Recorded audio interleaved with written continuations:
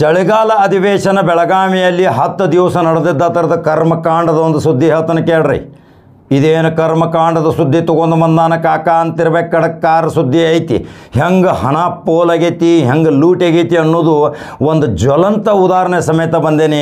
ಇದಕ್ಕೆ ಸರ್ಕಾರ ಉತ್ತರ ಕೊಡಬೇಕು, ಸಂಬಂಧಪಟ್ಟಂಥ ಜಿಲ್ಲಾಧಿಕಾರಿ ಉತ್ತರ ಕೊಡಬೇಕು, ಸಂಬಂಧಪಟ್ಟಂಥ ವಿಧಾನಸಭಾ ಅಧ್ಯಕ್ಷರು ಇದಕ್ಕೆ ಉತ್ತರ ಕೊಡಬೇಕು. ಯಾವುದು ನನ್ನ ಪ್ರಶ್ನೆ ನೋಡ್ರಿ, 224 ಶಾಸಕರು ಇರುವಂಥ ಈ ವಿಧಾನ ಸಭೆ ಇಲ್ಲಿ ಬೆಳಗಾವಿಯ ಚಳಿಗಾಲ ಅಧಿವೇಶನ ನಡೆಯಕತ್ತೈತಿರಲ್ಲ, ಅದರಾಗ 2024ರಾಗ ಎಷ್ಟು ಮಂದಿ ತೀರ್ಕೊಂಡಾರು, ಅದು ತೆರವಾದಂಥ ಸ್ಥಾನ ಎಷ್ಟು, ಅದನ್ನು ಉತ್ತರ ನೀವು ಕೊಡಬೇಕು.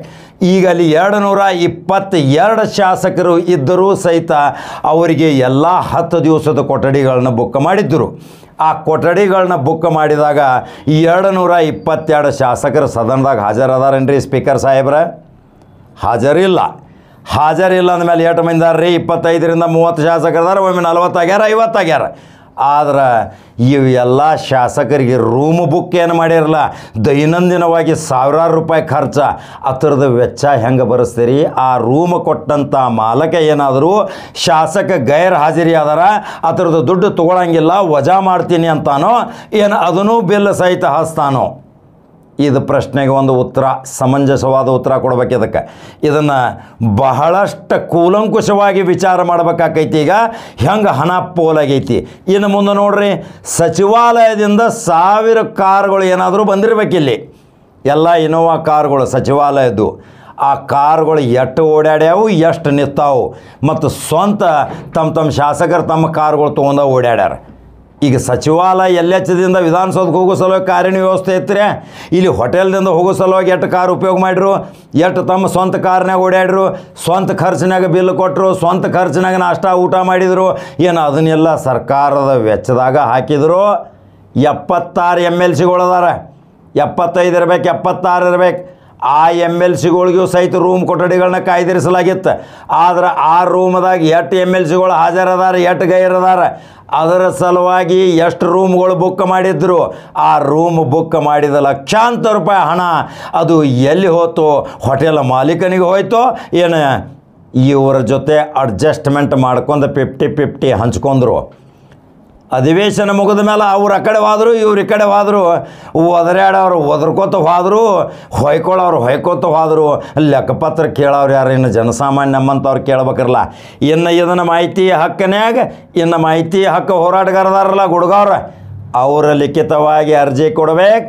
ಎಷ್ಟು ಕೊಠಡಿಗಳನ್ನ ಕಾದಿರಿಸಲಾಗಿತ್ತು, ಎಷ್ಟು ಕೊಠಡಿಯಾಗ ಎಷ್ಟು ಮಂದಿ ವಸತಿ ಮಾಡ್ಯಾರ, ಯಾವ ಕೊಠಡಿಗಳು ಖಾಲಿ ಅದಾವ, ಅದರದ ಹಣ ವಜಾ ಮಾಡ್ಯಾರೋ ಏನು, ಅದನ್ನು ಹಣ ಅದಕ್ಕೆ ಮತ್ತು ತುಂಬಿ ಅದನ್ನು ಬಿಲ್ ಬೋಗಸ್ ಮಾಡಿ ಕಳ್ಳ ಬಿಲ್ಗಳನ್ನು ಹಾಕಿ ಸುಳ್ಳು ಲೆಕ್ಕ ತೋರಿಸಿ ಹಣ ಲೂಟಿ ಮಾಡ್ಯಾರೋ ಅನ್ನೋದನ್ನು ಮಾಹಿತಿ ಹಾಕೋ ಹೋರಾಟಗಾರ ಏನು ಬರ್ಬೇಕಿರಲ್ಲ ಅಖಾಡಕ್ಕ. ನೀವು ಮಾಹಿತಿ ಹಾಕೋ ಹೋರಾಟಗಾರ ಬರಲಿಲ್ಲ ಅಂದ್ರೆ ನಾವು ಅಖಾಡಕ್ಕೆ ಇಳಿತೇವೆ. ನಾವಿನ್ನು ಅದನ್ನು ಲಿಖಿತವಾಗಿ ತೊಗೋತೇವೆ ಮತ್ತು ಬಹಿರಂಗ ಚರ್ಚೆಗೆ ಬರ್ತೇವೆ. ಈಗ ಶನಿವಾರ ರವಿವಾರ ಎಲ್ಲ ಮಜಾ ಮಾಡೋಕ್ಕೆ ಹೋಗ್ಯಾರ. ಎಲ್ಲೆಲ್ಲಿ ಗುಪ್ತ ನಾವು ಏನೇನೋ ಒದರಾಡಿದೋಣ ಅಂತ ಗುಪ್ತ ಹೊರಗಿಂದ ಹೊರಗೆ ಹಣ ಡೀಲ್ ಮಾಡ್ಕೊಂಡು ಬ್ಯಾಡಗಿ ಕಾರ್ ತೊಗೊಂಡು ಹೋಗ್ಯಾರ. ಆದ್ರೆ ಅವ್ರು ಎಲ್ಲಿ ಅದಾರ, ಎಲ್ಲಿ ಮೋಜು ಮಜಾ ಮಸ್ತಿ ಮಾಡಕತ್ತಾರ, ಯಾವ ರೀತಿ ಅಲ್ಲಿ ತಿರುಗಾಡ್ಯಾರ ಅನ್ನೋದು ನಮ್ಮ ಕ್ಯಾಮ್ರಾಗಳು ಮಾತ್ರ ಬೆನ್ನು ಹತ್ಯಾವ.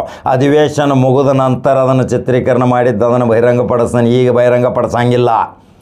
ಇನ್ನು ಇದು ಅಧಿವೇಶನ ಮಾಡೋ ಉದ್ದೇಶ ಏನು ಉದ್ದೇಶ ಇಟ್ಕೊಂಡು ಅಧಿವೇಶನ ಮಾಡಿದ್ರಿ? ಇದರಿಂದ ಏನು ಜ್ವಲಂತ ಸಮಸ್ಯೆಗಳು ಪಾರಾದೂರಿಪ್ಪ. ಯಾರಿಗೆ ಲಾಭ ಆಯ್ತು? ಹೋಟೆಲ್ದವ್ರಿಗೆ ಲಾಭ ಆಯ್ತು, ಊಟ ತಿಂಡಿ ತಿನಿಸು ತೊಗೊಂಡವಂಗೆ ಲಾಭ ಆಯ್ತು, ಸಚಿವಾಲಯದಾಗ ಊಟ ವ್ಯವಸ್ಥೆ ಮಾಡಿದವಂಗೆ ಲಾಭ ಆಯ್ತು. ಎಷ್ಟು ಕೋಟಿ ರೂಪಾಯಿ ಅವ್ನು ಊಟದ ಕಾಂಟ್ರಾಕ್ಟ್ ಕೊಟ್ಟೇರಿ, ಅಷ್ಟು ಊಟ ಅಲ್ಲಿ ಖಪ್ಸೈತಿ, ಊಟ ಅಲ್ಲಿ ಏನು ಉಳ್ದೈತಿ, ಉಳ್ದದ್ದು ಊಟ ಏನು ವಜಾ ಮಾಡ್ತಾನೋ. ಇದರಿಂದ ಅವ್ನು ರೇಷ್ಮೆ ಬಟ್ಟೆ ಹಾಕೊಂಡು ಐಷಾರಾಮಿ ಜೀವನ ಮಾಡಾಕತ್ತ. ಏನು ಇಲ್ಲಿ ಸಚಿವಾಲಯದ ಕಸ ಹುಡುಗವ್ರಿಗೆ ಊಟ ಕೊಡಲಿಲ್ಲ, ಊಟ ಉಳಿದ್ರೂ ಸಹಿತ ಊಟ ಮಾಡ್ಯಾರಂತೇಳಿ ಬೋಗಸ್ ಬಿಲ್ ಹಾಕುವಂಥ ಅನ್ನ ಕಳ್ಳರದಾರ, ಆಹಾರ ಕಳ್ಳರದಾರ. ಇನ್ನು ಅಲ್ಲಿ ಏನೇನು ಯಾವ್ಯಾವ ಸುಳ್ಳು ಲೆಕ್ಕ ಹಾಕ್ತಾರೆ ಅನ್ನೋದೇನು ಮಾಹಿತಿ ಹಾಕೋ ಹೋರಾಟಗಾರ ಇದಕ್ಕೆ ಫೈಟ್ ಮಾಡಬೇಕು. ಇದು ಭಾಳ ಪ್ರಶ್ನೆ ಭಾಳ ಒಳ್ಳೆಯದೈತಿ, ಕೇಳೋಕ್ಕೂ ಭಾಳ ಚಂದ ಐತಿ, ಮತ್ತು ಇವ್ರದ್ದು ಹಗರನ್ ತೆಗಿಯೋಕ್ಕೂ ಭಾಳ ಕಠಿಣ ಐತಿ. ಇನ್ನು ಮತ್ತೊಂದು ಹಗರನ ಹೇಳ್ತಾನೆ ನೋಡ್ರಿ. ಅಧಿವೇಶನ ನಡೆಯೋಕ್ಕಿಂತ ಮುಂಚಿತ ಎಷ್ಟು ಸುಣ್ಣ ಬಣ್ಣ ಹಚ್ಚಿರಿ, ಏನು ಚಿಮ್ನಿ ಎಣ್ಣೆ ಹಾಕಿ ರೋಡ್ ರಸ್ತೆಗಳು ಮಾಡಿರಿ, ಡಾಂಬರ್ ಅಂತೂ ಇಲ್ಲ. ಅದನ್ನು ಎಷ್ಟು ಮೇಂಟೆನೆನ್ಸ್ ಖರ್ಚು ಹಾಕಿದಿರಿ ಲೆಕ್ಕ ಕೇಳೋರು ಯಾರು? ಇನ್ನು ಕಾರ್ಪೊರೇಷನ್ದವ್ರು ಅದ್ರಾಗ ಎಷ್ಟು ಲೂಟಿ ಮಾಡಿರಿ, PWDದವ್ರು ಎಷ್ಟು ಶಾಮೀಲಾದ್ರಿ, ಎಷ್ಟು RDPRದವ್ರು ಬಂದ್ರಿ, PREದವ್ರು ಬಂದ್ರಿ, ಸಡಕ್ ಯೋಜನೆದವ್ರು ಬಂದ್ರಿ. ಗ್ರಾಮೀಣ ಪ್ರದೇಶದಾಗ ಕುಡಿಯಾಕ ನೀರಿಲ್ಲ, ಸಾಲಿ ಹಂಚು ಹಾರಿ ಹೋಗ್ಯಾವ, ಅದರ ಬಗ್ಗೆ ಕಾಳಜಿ ಇಲ್ಲ. ಒಬ್ಬೊಬ್ಬ ಮಾಸ್ತರ್ಗಳು 100 ಮಕ್ಕಳಿಗೆ ಸಾಲಿ ಕಲ್ಸಾಕತ್ತಾನ, ಅಲ್ಲಿ ಕಳಪೆ ಮಟ್ಟದ ಆಹಾರ ಧಾನ್ಯ ಹಾಸ್ಟೆಲ್ದಾಗ ಕೊಡಾಕತ್ತಾರ, ಅದನ್ನು ಲೂಟಿ ಮಾಡಾಕತ್ತಾರ. ಇದನ್ನು ಎಲ್ಲ ನೋಡೋ ಸಲುವಾಗಿ ಇದು ಅಧಿವೇಶನ 10 ದಿವಸರೇ ಆಗೋ ಸಲುವಾಗಿ ಎಚ್ಚರ ಇರಬೇಕಾಗಿತ್ತಲ್ರಿ. ಪೊಲೀಸರ ಮೈ ಮುರಿದು ದುಡಿದ್ರೆ ರಾತ್ರಿ ಹಗಲಿ ಧೂಳು ತಿನ್ಕೋತ, ಕರ್ಮಚಾರಿಗಳು ತಮ್ಮ ಕೆಲಸ ಮಾಡ್ರಿ, ನಿಜವಾಗಿ ಡ್ಯೂಟಿ ಮಾಡಿದವ್ರು ಅವರ, ಉಳ್ದವ್ರು ಮಜಾ ಮಾಡ್ಕೋತ ಹೋದ್ರಿ. ಎಷ್ಟು ಟನ್ ಕರ್ದಂಟ ಹೋತು, ಎಷ್ಟು ಟನ್ ಕುಂದ ಹೋತು, ಎಷ್ಟು ರೇಷ್ಮೆ ಸೀರೆಗಳು ಮೈಸೂರದಾಗ ರಾಮನಗರದಾಗ ಸಿಗ್ತಾವೆ. ಆದರೆ ಇದೇ ಬೆಳಗಾವ್ದಾಗ ಖಾಸವಾಗಿ ಅಂಗಡಿಯಾಗ ಒಂದು ಪ್ರತಿಷ್ಠಿತ ಅಂಗಡಿಯಾಗ ರೇಷ್ಮೆ ಸೀರೆಗಳು ಖರೀದಿ ಮಾಡ್ಯಾರ್ರಿ.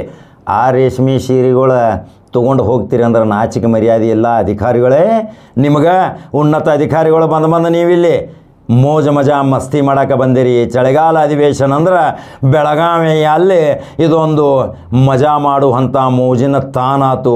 ಅದರ ಸಲುವಾಗಿ ಎಷ್ಟೋ ಜನ ಅದನ್ನು ಬಾಡಿಗೆ ಕೇಳಾಕತ್ತಾರೆ. ಈಗ ಇನ್ನು ಅದನ್ನು ಮೃಗಾಲಯ ಮಾಡ್ಬೇಕಂತಾರೆ, ಜೂ ಮಾಡ್ಬೇಕಂತಾರೆ, ಐಷಾರಾಮಿ ಹೋಟೆಲ್ ಮಾಡ್ಬೇಕಂತಾರೆ, ಬಾರ್ ಆ್ಯಂಡ್ ರೆಸ್ಟೋರೆಂಟ್ ಅಂತಾರೆ, ಇನ್ನು ಅದನ್ನು ಕ್ಯಾಶಿನೋ ಸೆಂಟ್ರ್ ಮಾಡಂತಾರೆ. ಇನ್ನು ಕೊನೆಗೆ ಅದ ಬರುವುದು. ಇನ್ನು ಇದು ಈ ಲೆಕ್ಕಪತ್ರ ಕೇಳೋ ಸಲುವಾಗಿ ಉತ್ತರ ಕರ್ನಾಟಕದ ಗಂಡು ಮೆಟ್ಟಿನ ನಾಡಿನಲ್ಲಿ ಯಾವ ತಯಾರಾಗ್ತಾನ. ಇನ್ನು ರೂಮ್ ಬಾಡಿಗೆ ಹಗರಣ, ಸರ್ಕಿಟ್ ಹೌಸ್ ಹಗರಣ, VTOದಾಗ ಮುಖ್ಯಮಂತ್ರಿ ಇಲ್ಲ, ಅಲ್ಲಿ ಖರ್ಚು ಮಾಡಿರಿ, ಯಾವ್ಯಾವ ಗೆಸ್ಟ್ ಹೌಸ್ದಾಗ ಎಟ್ಟೆಟ್ಟು ಖರ್ಚು ಮಾಡಿರಿ ಅನ್ನೋ ಲೆಕ್ಕಪತ್ರ ಇನ್ನು ಬಿಡುಗಡೆ ಮುಖಾಂತರ ಕೊಡಬೇಕಾಕೈತಿ. ಸುಳ್ಳು ಲೆಕ್ಕ ಕೊಟ್ರೂ ಸಿಗುತ್ತೇರಿ, ಎಷ್ಟು ಯಾವ ಲೆಕ್ಕ ಏನೋ ಅದನ್ನು ಸರಿಪಡ್ಸಕ್ಕೆ ಹೋಗಿ ಏನೇನೋ ಗದ್ದಲ ಮಾಡಕ್ಕೆ ಹೋದ್ರೂ ಸಿಗುತ್ತೇರಿ. ಇದನ್ನು ಪ್ರಶ್ನೆ ಕೇಳಾವ ನಾವು ನಂಬರ್ 1 ಚಾನಲ್ ನಾವು ಒಬ್ಬ ಹೊಯ್ಕೊಳತಾನ ಅಂತ ಬೇಯಾಕತ್ತೀರಿ. ಇನ್ನು ನೋಡ್ರಿ ಬರ್ತಾನೆ, ಏನು ಒಂದು ತಿಂಗಳದಾಗ ಇನ್ನು ಮತ್ತೇನು ಕರೋನಾ ಹಾವಳಿ, ಏನು ದೊಡ್ಡ ಮಾಧ್ಯಮದಾರ ಚೀನಾಕ್ಕೆ ಹೋಗ್ಯಾರ ಟ್ರೈನಿಂಗ್ ತೊಗೊಳಕ್ಕೆ, ಏನು ಒದರಾಡಕ್ಕೆ ಬೇಕಿರಲ್ಲ ಬೆಳಗಿಂದ ಸಂಜೆ ತನಕ ಹುಳ ತೋರ್ಸಾಕೆ ಹೆದರಿಸಿ ಸಾಯ್ಸಾಕೆ. ಮತ್ತು ಕರೋನಾ ಬಂತು, ಅಂಥ ಒಮಿಕ್ರಾನ್ ಬಂತು, 7 ಬಂತು, ಅದು ಬಂತು, ಸುಡುಗಾಡು ಸಂತಿ ಬತ್ತು. ಇನ್ನು ಇಂಥವೆಲ್ಲ ಮಾಡ್ಕೋತ ಹೋಗಿ ಇನ್ನು ಮತ್ತು ಜನರನ್ನು ಯಮಾರಿಸೋದು. ಚುನಾವಣೆಗಳು ಬರಾಕತ್ತಾವ, ಆ ಯಾತ್ರೆಗಳು ರದ್ದು ಮಾಡಾಕತ್ತೀರಿ, ಅಲ್ಲಿಯೂ ಕೊರೋನಾ ಹಾವಳಿ ಎಬಸಾಕತ್ತೀರಿ ಅಂದ್ರೆ ಇನ್ನು ಮತ್ತು ಗಂಡಾಂತರ ಬರುವುದು. ಇನ್ನು ಚಂಡಮಾರುತ ಟೈಪ್ ಬರ್ತೈತಿ, ಕೊರೋನಾ ಹಂಗೆ ಬರ್ತೈತಿ ಅಂಥೇಳಿ ಮಾಧ್ಯಮದವ್ರಿಗೆ ವಿಮಾನ ಮುಖಾಂತರ ಚೀನಾಕ್ಕೆ ಹಾರಿ ಹೋಗ್ಯಾರ. ಇನ್ನು ಅಲ್ಲಿ ಟ್ರೈನಿಂಗ್ ತೊಗೊಂಡು ಬಂದ ಇನ್ನು ಮತ್ತೆ ಭಯ ಬೀಳ್ಸಕ್ಕೆ ಹೋಗ್ತಾರೆ. ಎಚ್ಚರಿರಿಪ್ಪ ಎಲ್ಲರೂ, ಅದನ್ನೆಲ್ಲ ವಿಚಾರ ಮಾಡೋಕ್ಕೆ ಹೋಗ್ಬೇಡ್ರಿ, ನೋಡಬೇಡ್ರಿ. ಅದನ್ನು ನೀವು ಜ್ವಲಂತ ಸಮಸ್ಯೆಗಳನ್ನು ನೋಡಿರಿ, ಜ್ವಲಂತ ಪರಿಹಾರ ಆಗುವಂಥ ಘಟ್ಟಗಳನ್ನ ನೋಡಿರಿ. ಇಂಥ ಚಾನಲ್ಗಳಿಗೆ ನೀವು ಬೆನ್ನು ಹೈತೀರಿ ಅಂದ್ರೆ ಯಮಾರಿಸ್ತೀರಿ. ಇನ್ನು ಭಾಳ ನಮ್ಮನ್ನು ಕುತ್ತಿಗೆಗೆ ತರುವಂಥ ಮತ್ತು ಗಂಡಾಂತರ ತರಾಕ ಬರಾಕತ್ತಾರ. ಅದರ ಸಲುವಾಗಿ ಇನ್ನು ಚಳಿಗಾಲ ಅಧಿವೇಶನದ ಭಾನಗಡದ ವಿವರ ನಿಮಗೆ ಹೇಳೇನಿ, ಕಡಕ ಹೇಳೇನಿ. ಎಷ್ಟು ಧೋಬಿಗೆ ಇಸ್ತ್ರಿ ಹೋದು, ಎಷ್ಟು ಅರಿವುಗಳಿಗೆ ಗಂಜಿ ಹಾಕಿರಿ, ಎಷ್ಟು ಮಂದಿ ಏನೇನು ಟಾವೆಲ್ಗಳು ತೊಗೊಂಡ್ರಿ. ಇವೆಲ್ಲ ಸಾಬನ್ ಹಿಡ್ದ ಶ್ಯಾಂಪು ಪ್ಯಾಕೆಟ್ ಹಿಡ್ದ ಲೆಕ್ಕ ಕೇಳ್ಬೇಕಾಕೈತಿ. ಜನರ ತೆರಿಗೆ ಹಣ ರೀ, ತೆರಿಗೆ ಮಾತ್ರ ಬಡವು ಹಿಡ್ಕೊಂಡು ಎಲ್ಲರೂ ತೆರಿಗೆ ತುಂಬಿರ್ತಾರೆ. ಕೇಳಕ್ಕೆ ಹಾಕೈತಿಲ್ರಿ ನಮಗೆ. ಹಾಕಿದ್ರೆ ಇದು ಹೇಳತ್ತಾನ ಕಾಕ ಸರಿ ಐತೆ ಅಂಥೇಳಿ ನನ್ನ ಕಮೆಂಟ್ ಬಾಕ್ಸ್ನಾಗ ತಿಳಿಸ್ರಿ. ಹಂಗಾದ್ರೆ ಮತ್ತೆ ಬೇರೆ ಖಡಕ ಸುದ್ದಿಯೊಂಗ ಬರ್ತೀನಿ. ಸೋಮವಾರ ಮಂಗಳವಾರ ಬುಧವಾರ ಗುಡುಗ ಹಾಕೋದನ ಮುಂದೆ ಮತ್ತೆ ಯಾವ್ಯಾವ ಸನ್ನಿವೇಶದೊಂದಾಗ ಬರ್ತೀನಿ ಅನ್ನೋದ ನಿಮಗನ ಬಹಿರಂಗವಾಗಿ ಬರ್ತೀನಿ. ಬರಲ್ರಿಪ್ಪ. ನಂಬರ್ 1 ಚಾನಲ್ ಫಾಲೋ ಮಾಡ್ತೀರಿ, ಲೈಕ್ ಮಾಡ್ತೀರಿ, ಯೂಟ್ಯೂಬ್ದಾಗ ಸಬ್ಸ್ಕ್ರೈಬ್ ಮಾಡ್ತೀರಿ. ನಮಸ್ಕಾರ.